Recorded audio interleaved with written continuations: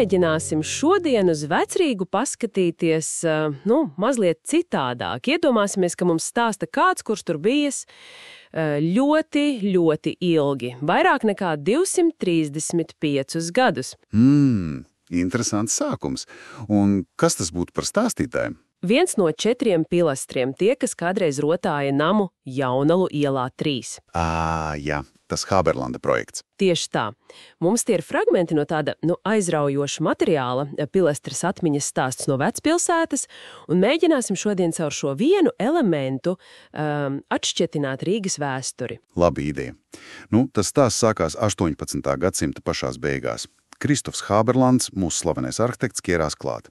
Bet šķiet, pirmajam pasūtītājam, finansiāli nevedās. Tātad nams palika pusratā. Jā, kādu laiku.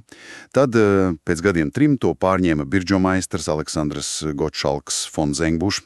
Viņš gan pabeidza. Un pabeidza acīm redzot ar vērienu. Kas tad tur bija tik īpašs? Jā, 3 stāvi, augsts, iespaidīgs mansarda jumts. Un īpaši tas centrālais loks 2. stāvā. Viens laikabiedrs esot teicis, ka ieejas senā kapenē. Oho, diezgan drūms salīdzinājums greznam mamam. Varbūt drīzāk monumentāls. Un, protams, 4 pilastri fasādē, ieskaitot mūsu šodienas varoni. Nams kļuva par īstu pērli. Un aiz tā kapenes loga droši vien kūsāja dzīve, balles, viesi. Tieši tā. Lielā, greznā zāle, Rīgas augstākā sabiedrība tur pulcējās. Un birģermeistara dēls Konrāds bija ļoti izglītots, uzņēma filozofus, dzejniekus, piemēram, Kārlis Gustavs Johmans. Johmans? Vai tas nav tas, par kuru ir stāsts, ka viņa sirds urnā atceļoja uz Rīgu? Jā, tieši viņš. Pēc nāves Vācijā sirdi atsūtīja atpakaļ. Tas daudz ko pasaka par tā laika saitēm un, gara tuvību. Un vēl jau bija māksla, vai ne? Tā Brederlū kolekcija. Precīzi. Nākamais Zengbušs Vilhelms mantoja šo slaveno kolekciju. 201 darbs, ārzemļu meistari, un daļu viņš izstādīja turpat, tajā namā.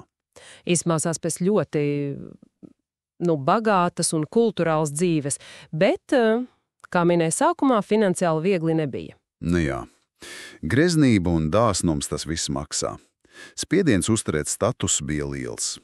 Galu galā Zengbušu tirdzniecības nams tika likvidēts, un pēdējam īpašniekam nācās namu pārdot. Un kas tad notika tālāk? Nams nonāca citās rokās. Jā, to nopirka fabrikants Aleksandrs Gustavs Rūtenbergs, un tad viss mainījās. Kā tieši?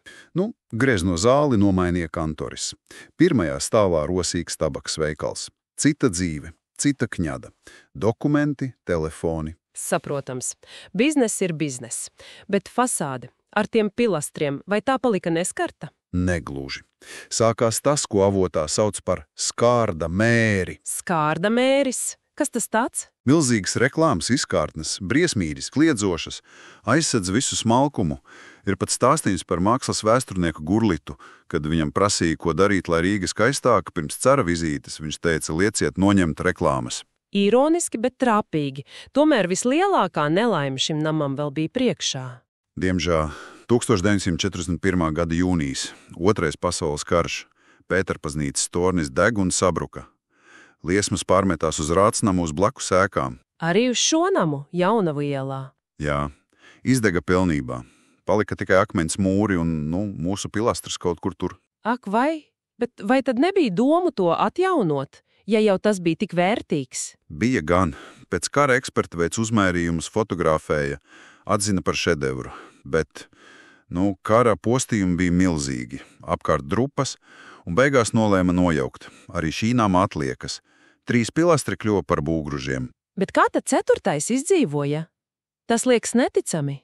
Tīrākā veiksme vai nejaušība, viņš bija piestiprināts pie blakus mājas ugunsmūra. Un šķiet, nojaucot pārējo, viņu vai nepamanīja, vai vienkārši aizmirsa. Vienkārši palika karājoties pie sienas? Tieši tā, un redzēja visu, kas notika tālāk. Pēc kara postažu, tad padomju laika pārbūvitās dīvainās universitātes ēkas, kuras tagad arī nojauktas, un tad jaunā Rācnama celšanu ar to stikla piebūvi. Viens akmens stabs tik daudz vēstures liecinieks, spožums, tirdzniecība, karš, iznīcība, pārmaiņas. Tas ir patiesi iespaidīgi. Jā, un stāsta beigās šis pilasters, tā kā ilgojās. Ilgojās redzēt savu veco māju kaut vai daļēji atjaunotu. Varbūt tās atspulgu jaunā rācnama stiklā. Skaisti un skumi reizē. Par zaudējumu, bet arī par atmiņas spēku, par to, kā vēsture spēj pieķerties un palikt. Tieši tā. Un tas liek domāt, cik daudz šādu klusu stāstnieku mums ir apkārt. Pilsētas vidē, ēkās, detaļās.